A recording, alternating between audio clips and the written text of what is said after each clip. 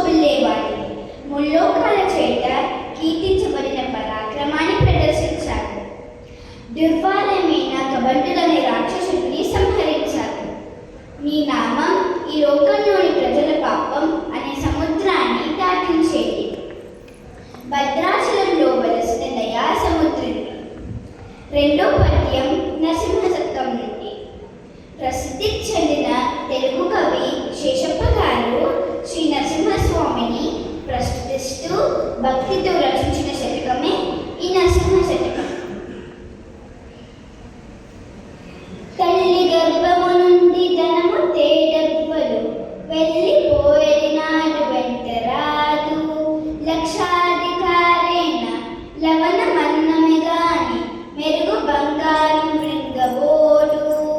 విత్తమార్జన చేసి విర్ర వీగుటె గాని కూడబెట్టిన సొమ్ము కులువబోడు. పొండుగా మెరుగైన భూమి లోపల పెట్టి దాన ధర్మము లేక దాచి దాచి తుదకు దొంగలకిత్తిరో దొరల కవునో తేనె చుంటి కలియవా తుడూరులకు. భూషణ వికాస శ్రీ ధర్మపుర నివాస దుష్ట సంహార నరసింహ దురిత దూర.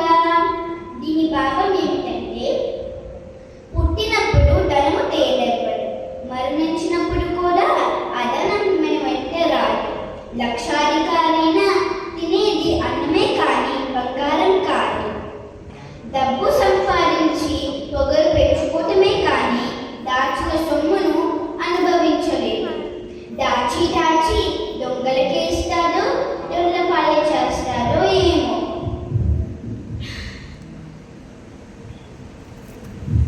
కష్టించి సంపాదించి దాచిన తేనెను తేనెటీగలు బాటసారులకు ఇస్తూ ఉండవా?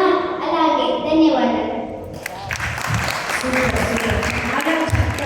Congratulations.